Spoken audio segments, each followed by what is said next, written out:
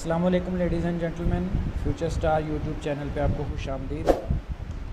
आज की इस वीडियो में हम आपको बताएंगे कि पाकिस्तान आर्मी में आजकल कौन सी वैकेंसीज़ अनाउंस हैं और उसमें किस तरह अप्लाई करके सिलेक्शन प्रोसीजर भी आपको बताएंगे और क्राइटेरिया भी बताएंगे और किस तरह अप्लाई करके आप उसमें सिलेक्शन कर सकते हैं। यह सिर्फ सिलेक्शन की अप्लाई करने की हद तक नहीं है, बल्कि हम अपनी वीडियो में अपनी इस चैनल के थ्रू आपको सिलेबस भी प्रोवाइड किया करेंगे ताकि आपकी तैयारी भी हो सके। तो दोस्तों, पहले एक बात क्लियर करना चाहता हूँ कि पाकिस्तानियों में बहुत सी ये मिसकंसेप्शन पाई जाती है कि पाकिस्तान आर्मी में या किसी भी फोर्स में जाने के लिए अच्छी हाइट या अच्छी लुक का होना ज़रूरी है। ये सरासर गलत है। अच्छी हाइट होना तो एक प्लस पॉइंट है, लेकिन इसके अलावा भी बहुत सारा क्राइटेरिया होता है किसी भी जॉब में, फोर्स की जॉब में अप्लाई करने के लिए। तो दोस्तों, पाकिस्तान आर्मी में बहुत सारे डिपार्टमेंट्स होते हैं, बहुत सारे शोबे होते हैं जिनको मिलिट्री अपनी ज़ुबान में कॉप्स कहा जाता है। CORPS cops. कॉप्स का मतलब है कि वो कोई स्पेसिफिक डिपार्टमेंट होता है। जैसे एजुकेशन कॉप्स है, सिग्नल्स कॉप्स है, इन्फेंट्री है। ये आपने नाम सुने होंगे अपनी आम रूटीन में। तो आज हम आपको बताएंगे कि पाकिस्तान आर्मी में आजकल कौन कौन सी वैकेंसीज़ अनाउंसड हैं। वैसे तो डिफरेंट वैकेंसीज़, बेसिकली ये कोर्स कहलाते हैं, कोर्सेज अनाउंसड हैं। आज हम अपनी इस वीडियो में आपको बताएंगे कि इस वक्त कौन सी रजिस्ट्रेशंस चल रही हैं।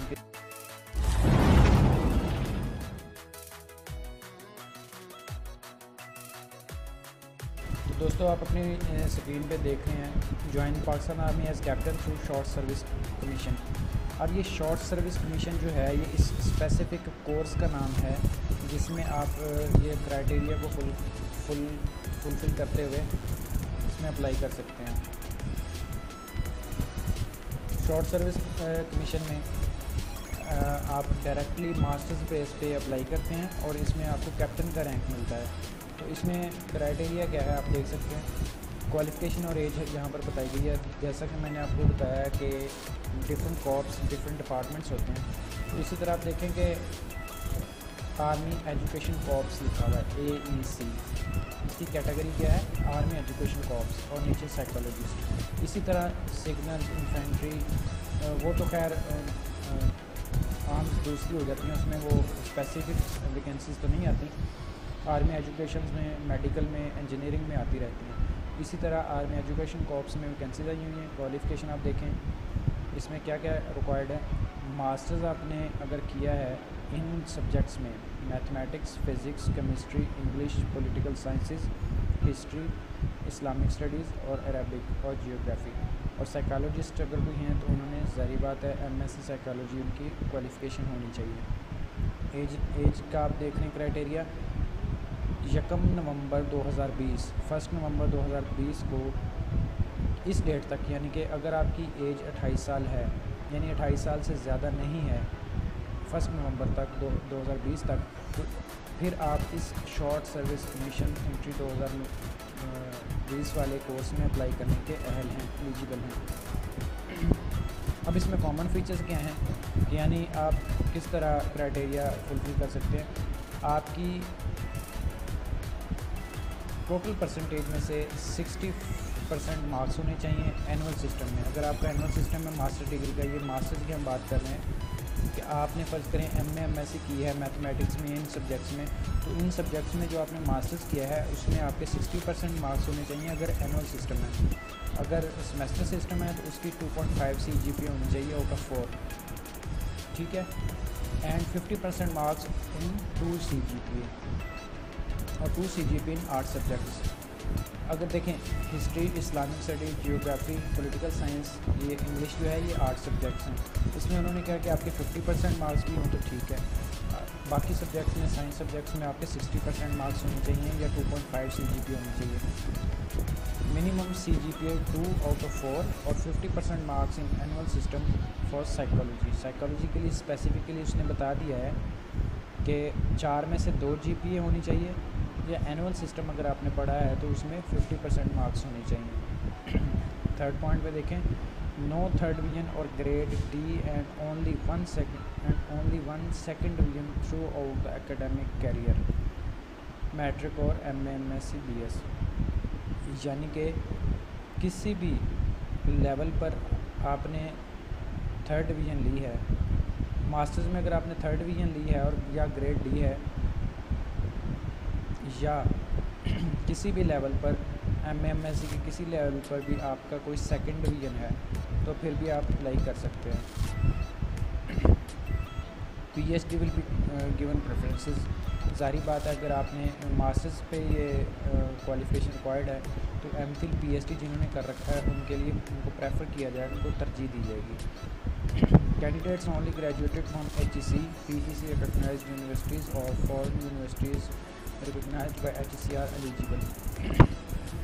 ये भी आपको पता चलिए कि पाकिस्तान में HEC या PEC रिकग्नाइज्ड यूनिवर्सिटी से अगर आपने मास्टर्स किया है या किसी दीगर गैर मुल्की यूनिवर्सिटी से आपने मास्टर्स किया है लेकिन वो यूनिवर्सिटी भी HEC से रिकग्नाइज्ड होनी चाहिए, तो तब आप इसके एलिजिबल है। अगर कोई भी यूनिवर्सिटी है लेकिन वो HEC से रिकग्नाइज्ड नहीं है तो फिर आप इस पोस्ट के लिए अप्लाई नहीं कर सकते। Candidate must have attend the entire education matric till MA, MSc, BSc as a regular student. अब देखेंगे ये बहुत अहम बात है। बहुत सारे ऐसे दोस्त हमसे रब्ता करते हैं कि जी हमने प्राइवेट MA किया है इलामा इकबाल ओपन यूनिवर्सिटी के थ्रू या किसी भी यूनिवर्सिटी के थ्रू, तो हमने अप्लाई करना है, तो वो इसके अहल नहीं है इस पोस्ट में अप्लाई करने के। आपने रेगुलर जो मास्टर्स किया है अपने सब्जेक्ट का वो आपने रेगुलर किसी यूनिवर्सिटी से किया हो तो तब आप इसके अहल हैं। जेंडर ये मेल के लिए है, सारी बात है ओनली। फीमेल्स के लिए भी आई हैं वैकेंसीज, आजकल भी आई हैं, उसमें भी हम आपको गाइड करेंगे। वो भी बहुत अच्छी पोस्ट है, लेडी कैडेट पोस्ट हम उसको कहते हैं, उसमें भी हम आपको गाइड करेंगे। मैरिटल स्टेटस मैरिड अनमैरिड कोई भी हो सकता है, जिसमें कोई रिस्ट्रिक्शन नहीं है कि आप अनमैरिड हों या आप मैरिड हों। मैरिड अनमैरिड कोई भी हो सकते हैं। 28 साल की एज से पहले आप अप्लाई कर सकते हैं। मेल के लिए ये जॉब है, तो ये क्राइटेरिया मैंने आपको बताया है। अब नेक्स्ट चलते हैं जी। अब देखें नेशनलिटी इसमें उन्होंने बता दिया कि पाकिस्तान के जो सिटीज़न हैं और उनके लिए ये पोस्ट वो एलिजिबल हैं। और अगर आज़ाद कश्मीर का आपके पास है तब भी आप अप्लाई कर सकते हैं। लेकिन अगर आपके पास डुअल नेशनलिटी है यानी पाकिस्तान की नेशनलिटी भी है तो दीगर किसी कंट्री की भी है, तो आपको दूसरे कंट्री की नेशनलिटी जो है वो कैंसिल करवानी पड़ेगी इस पोस्ट में अप्लाई करने के लिए। अब यहाँ पर हम बात करते हैं हाइट की। तो हाइट ही सब कुछ नहीं होता, जैसा कि मैंने पहले बताया। हाइट आप देखें, मिनिमम हाइट जो बताई गई है इस पोस्ट के लिए जो रिक्वायर्ड है वो है 5 फीट एंड 4 इंचज़। ये बनती है 162.5 सेंटीमीटर्स। वेट आपका किसी वेट का जो स्केल है उसको हम BMI कहते हैं, बॉडी मास इंडेक्स। उसके मुताबिक हम चेक करेंगे, मतलब कि आपका वो सिलेक्शन के दौरान चेक किया जाएगा।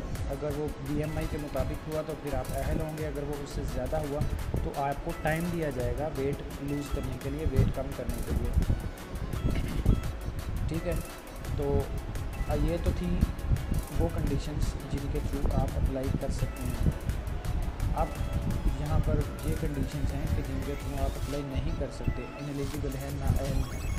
अ candidate who has been twice not recommended by ISSB for PMA graduate course equivalent in naval air forces however a third chance to appear for admission in AEC is given। अब देखें, इसमें बहुत से लड़के, बहुत से दोस्त, बहुत से भाई कंफ्यूज हो जाते हैं। जो लोग ISSB से 2 दफ़ा नॉट रिकमेंडेड हो चुके हैं कि कौन कौन से कोर्सेज के लिए, PMA लॉन्ग कोर्स के लिए, ग्रेजुएट कोर्स के लिए, या इन्हीं के तरह के जो इक्विवेलेंट कोर्सेज हैं पाकिस्तान नेवी के और पाकिस्तान एयर फोर्स के, वो नॉट रिकमेंडेड कंसिडर होंगे। लेकिन आगे आप देखें, third chance to appear for commission in AEC is given. लेकिन अगर आप 2 दफ़ा पहले नॉट रिकमेंड हो चुके हैं तो फिर भी आपको स्पेसिफिकली आर्मी एजुकेशन कॉर्प्स में अप्लाई करने का चांस मिल सकता है। Depends upon your qualification and specializations. B में आप देखें, permanently declared unfit by appeal medical board. फ़र्ज़ करें आप मेडिकली आपको कोई ऐसी खुदा न खास्ता कोई बीमारी है या अनफिट आप हो गए हैं, कोई हड्डी का मसला बन गया है या दीगर कोई भी मेडिकल इशू है, तो आपको किसी मेडिकल बोर्ड ने अनफिट करार दे दिया हो या अपील मेडिकल बोर्ड से मुराद है कि आपने GHQ का जो मेडिकल बोर्ड है या आर्मी का जो मेडिकल बोर्ड है जिसमें आपने अपील कर रखी है या की थी, उसने आपको अनफिट करार दे दिया। फॉर एग्ज़ाम्पल आपने PMA लॉन्ग कोर्स में अप्लाई किया, आप जब प्रोसेस होता गया तो फाइनल मेडिकल में आपको वो रिकमेंड कर देते हैं कि जी आप अनफिट हैं, तो उस सिलसिले में भी आप इसमें अप्लाई करने के अहल नहीं हैं। अगर आपको हेपेटाइटिस, खुदा न खास्ता हेपेटाइटिस B और C है और मेडिकल बोर्ड ने आपको अगर रिक्वेस्ट नहीं भेजी तो फिर भी आप नॉट एलिजिबल हैं। अगर पाकिस्तान आर्म फोर्सेस के किसी भी हॉस्पिटल ने आपको अनफिट करार दे दिया है किसी हाई डिजीज़ की वजह से, तो फिर भी आप इसमें अप्लाई करने के अहल नहीं हैं। PF candidates to get medically unfit for flying but fit for ground branches if they are desires to join other arms. ठीक है, तो इसी तरह वो PF कैंडिडेट्स का भी उन्होंने बता दिया कि अगर वो फ्लाइंग एप्टीट्यूड टेस्ट में अगर वो अनफिट हैं लेकिन ग्राउंड ब्रांचेस में वो वर्क कर सकते हैं तो फिर वो इसमें फॉल कर सकते हैं। टेस्टेड विद इन 4 मंथ्स, 120 दिनों के गैप के दौरान आप ISSB के 120 दिनों के बाद, एक सेकंड में वेट कीजिएगा, मैं आपको बताता हूँ। ये देखें, tested with in 4 months 120 days gap of previous experience in ISSB। अगर प्रीवियसली जो आपने ISSB लिया है उसके 120 दिन के बाद से लेके except candidates granted waiver by DGPA और the bar of 120 days will not be applicable to candidates getting post graduate। हाँ, पोस्ट ग्रेजुएट जो स्टडी होती हैं पाकिस्तान आर्मी में, GHQ या नेवल हेडक्वार्टर में, अगर उनके सिलेक्शन बोर्ड ने आपको ISSB के 120 दिनों के बाद से किसी वजह से अपील करने से रोका है या अनफिट करार दिया है तो फिर भी आप इसमें अप्लाई नहीं कर सकते। पॉइंट आप कर देते हैं, withdrawn from any academy training institute of arm forces और at any ground. For example अगर आप PMA के कैडेट थे या आप सोल्जर थे या आप किसी भी दीगर आर्म फोर्सेस का हिस्सा थे तो आपको ट्रेनिंग के दौरान या तरबियत के दौरान एकेडमी से निकाल दिया गया है तो फिर भी आप इसमें अप्लाई नहीं कर सकते। Withdrawn from any bounded arm forces colleges institute of disciplinary grounds. इसी तरह किसी भी जो आर्मी के कॉलेजेस हैं, स्कूल्स हैं, उनमें से आपको किसी वजह से निकाल दिया गया है डिसिप्लिन की बुनियाद पर तो फिर भी आप इसमें अप्लाई नहीं कर सकेंगे। Dismissed, removed, debarred from the government service including arm forces. Arm forces के या किसी भी जॉब के दौरान अगर आपको डिसमिस कर दिया गया है, कोई भी चाहे आपकी गवर्नमेंट जॉब थी जो आपको डिसमिस कर दिया गया है उस जॉब से, तो फिर भी आप इसमें अप्लाई नहीं कर सकते। Convicted in court of law in criminal proceedings.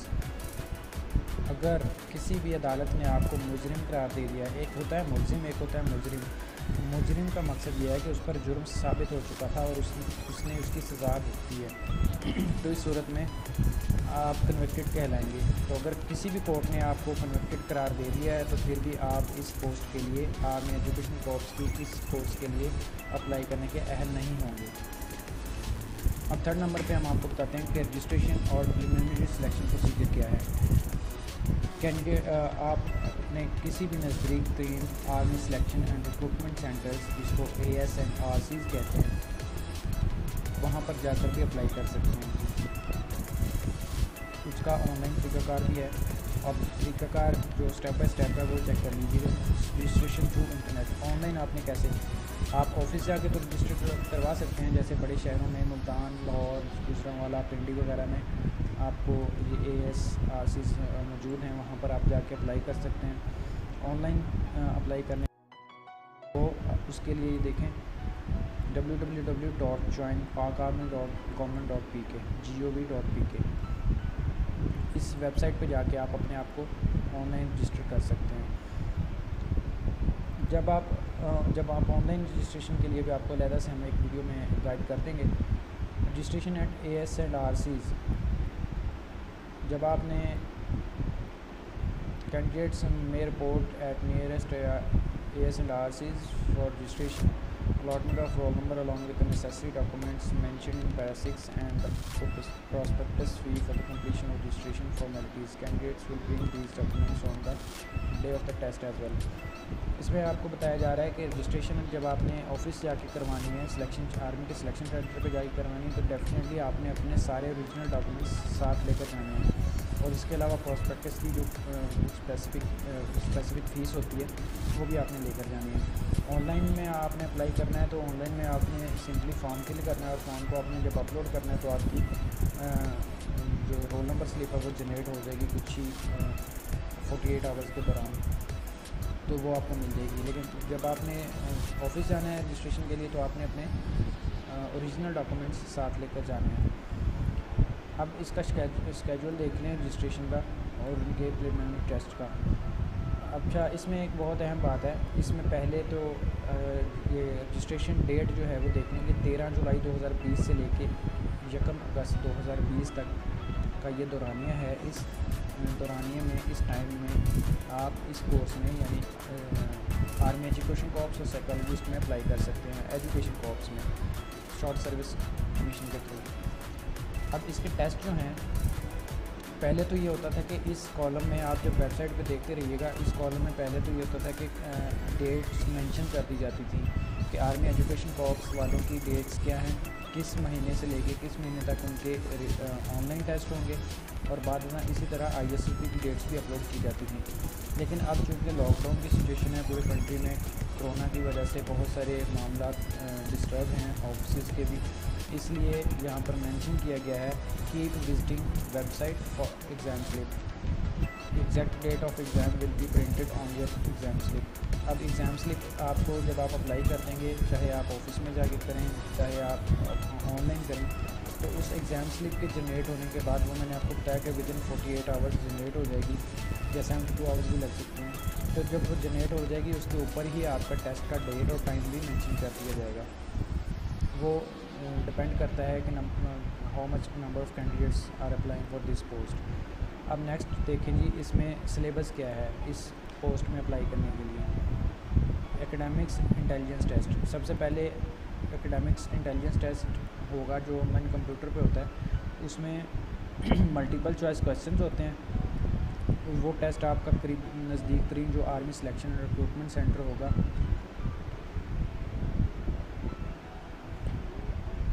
उस पर आप जाके अप्लाई, उसमें आपको जाके वो टेस्ट देना होगा उस डेट और टाइम पे जो आपके रोल नंबर स्लिप के ऊपर मेंशन होगा। जब आप ऑनलाइन टेस्ट अपना पास कर लेंगे उसके बाद मेडिकल टेस्ट होगा। मेडिकल टेस्ट में इनिशियल मेडिकल टेस्ट होगा, उसमें आपका सिंपली हाइट, वेट और आई साइट वगैरह चेक की जाएगी। अगर उसमें आप इन 3-4 चीज़ों में, सर्जिकल टेस्ट भी होता है बेसिकली, वो अगर उसमें आपको कोई इशू उनको नज़र आता है मेडिकल टीम को, वो डॉक्टर्स अपने रूटीन में चेकअप करते हैं तो वो फिर आपको CMH में रिकमेंड कर सकते हैं। उसके बाद फ़िज़िकल टेस्ट होता है। फ़िज़िकल टेस्ट में आप देखें 9 मिनट के अंदर एक चलिए 6 किलोमीटर रनिंग है, 1 माइल इसको कहते हैं 9 मिनट के अंदर। PML लॉन्ग कोर्स में ये 8 मिनट की होती है, ये शॉर्ट सर्विस और दीगर में ये प्रोफेशनल कोर्सेज में ये 9 मिनट्स की है। पुशअप्स आपने करने हैं 10 रेपिटेशन इन 2 मिनट्स, यानी कि 2 मिनट में आपने 20 पुशअप्स करने हैं। 10 रेपिटेशन मतलब 1 2 इस तरह एक काउंट होगा, तो इस तरह 2 मिनट में 20 पुशअप्स बनते हैं। सिटअप्स आपने करनी है 2 मिनट में 20, चिनअप्स आपने करने हैं 2 मिनट में 2 मिनट में 4 बन जाएंगे। ये 2 की रेपिटेशन होगी तो 4 बन जाएंगे। इसके बाद जब ये सारे टेस्ट स्टेप बाय स्टेप आप पास करते जाएंगे तो फिर आपको ISSB के लिए शॉर्ट लिस्ट किया जाएगा। ISSB inter services selection board है, इसके टेस्ट होते हैं। कुछ आपको दोस्तों को इसका पहले से बिल में होगा, आपने दिए होंगे, तो मज़ीद में हम भी आपको गाइड करते रहेंगे। तो ये सारा प्रोसेस था इसमें अप्लाई करने का। आप देखें ISSB भी, जब आप ISSB की भी हम अलग से वीडियो बनाएंगे उसमें आपको क्लियर करेंगे। जब ISSB पर अगर आपका पास हो जाता है, जो लोग, जो दोस्त, जो लड़के, जो भाई ISSB क्लियर कर लेते हैं, उसके बाद प्रोसेस यहीं पर एंड नहीं होता। उसके बाद भी फाइनली आपको GHQ से रिकमेंडेशन आपकी ज़रूरी है। उसके लिए आपका दोबारा से मेडिकल भी होगा, और आपका जो अगर आपकी प्रोफेशनल क्वालिफ़िकेशन है तो उसमें आपका इंटरव्यू भी दोबारा से होगा। वो फाइनल इंटरव्यू होता है और फाइनल मेडिकल होता है। उसके बाद GHQ से मेरिट लिस्ट बनती है, उस मेरिट लिस्ट के बुनियाद पर आपको फाइनल सिलेक्शन का डिक्लेयर किया जाएगा। तो उसमें इन्होंने मेंशन किया हुआ है कि TA जो है वो आपको एडमाइजेबल नहीं है, यानी वो नहीं मिलेगा। Final selection will be made at GHQ on the basis of candidates overall performance. Online test से लेके ISSB तक जितनी भी आपकी परफॉर्मेंस होगी वो GHQ में उसकी बुनियाद पर मेरिट लिस्ट बनेगा। फिर जितने भी लड़के मेरिट लिस्ट में फॉल करेंगे, शॉर्टलिस्ट हो जाएंगे, उनको पाकिस्तान मिलिट्री एकेडमी में 6 महीने की ट्रेनिंग के लिए भेजा जाएगा। जैसा कि आप जानते हैं पाकिस्तान मिलिट्री एकेडमी का कूल एबटाबाद में जो PMA लॉन्ग कोर्स होता है उसमें 2 साल की होती है, और जो शॉर्ट सर्विस कमीशन या direct short service commission, dedicated course या इस तरह के जो प्रोफेशनल कोर्सेज़ हैं जो मास्टर्स बेस पे आते हैं, उनकी जो PMA की ट्रेनिंग है वो 6 महीने के लिए है। तो उसके बाद जब आपकी सिलेक्शन हो जाएगी या ड्यूरिंग प्रोसेस आपने जो डॉक्यूमेंट्स रिक्वायर्ड होते हैं army selection and recruitment centre पे, वो डेफिनेटली तमाम आपने ओरिजिनल सर्टिफिकेट्स लेके जाने हैं। Matric, inter, graduation, masters, MPhil, PhD जो भी आपने अपनी क्वालिफिकेशन हैं सबकी आपने ओरिजिनल डिग्रीज, ओरिजिनल सर्टिफिकेट्स लेकर जाने हैं। कैंडिडेट्स जो गवर्नमेंट डिपार्टमेंट्स में अप्लाई कर रहे हैं वो अपना NOC भी साथ लेकर जाएंगे कि वो अपने डिपार्टमेंट की तरफ से अप्लाई कर रहे हैं। टेस्टेड फोटोकॉपी ऑफ डोमिसाइल ये भी ज़रूरी है। हादरा के जो CNAC ओरिजिनल CNAC उसकी फ़ोटोकॉपीज़ भी ज़रूरी हैं। इसके अलावा आप देखें 6 colour photos duly tested in front end back. Front और बैक से जो 6 तस्वीरें हैं, कलर तस्वीरें, वो आपने लेकर जानी है। Cross postal order of ₹100 in favour of director general personal administration GHQ Rawalpindi. GHQ Rawalpindi के इस नाम का एड्रेस के नाम का आपने पोस्टल ऑर्डर ले लेना है ₹100 का, वो आपको आपके GPO ऑफिस से मिल जाएगा। Candidates must bring their degrees duly verified. हाँ, ये बहुत अहम बात है कि आपने जितनी भी ये डिग्रीज़ लेके जानी है वो HEC से वेरीफाइड होनी चाहिए। कोई टेम्परिंग ना हो, कोई जाली डिग्री ना हो, या अटेस्टेड डिग्री आपकी यूनिवर्सिटी से होनी चाहिए। Endorsement application forms while filling the application forms by successful candidate at army selection and recruitment centre must ensure that the information be endorsed in the respective paragraph columns and no columns should be left blank। ये उसमें बताया गया कि आपने जब form fill करने हैं तो उसमें जो भी आपको डाटा दिया जाएगा फिल करने के लिए, जो भी आपको कॉलम दिए जाएंगे डाटा, उसमें आपने सोच समझ कर फिल करना है और कोई किसी भी कॉलम को ब्लैंक या खाली नहीं छोड़ना।